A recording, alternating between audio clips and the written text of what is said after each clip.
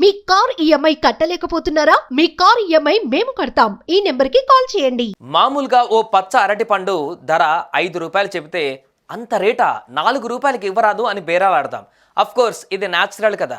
అయితే అక్కడో అరటి పండు అయ్య బాబోయ్ ఏకంగా 1, 2 కాదు, 10 కాదు, 20 కాదు, ఏకంగా 52 కోట్లు పలికేసింది.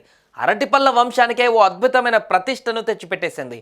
ఓ అరటి పండు ఇంత ఖరీదెందుకు పలికినట్లు?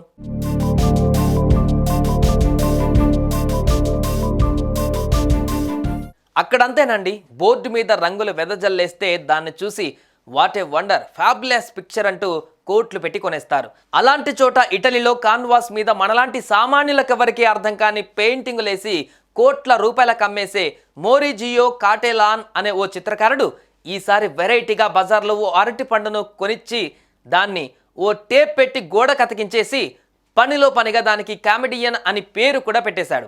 మియామి బీచ్ ఆర్ట్ బాసిల్ అనే ఓ కళాఖండాల ఎగ్జిబిషన్లో కనిపించిన టేప్ వేసిన అరటి పండును చూసి అబ్బా ఏం కళాఖండం అంటూ పొగడ్తలతో ముంచేశారు.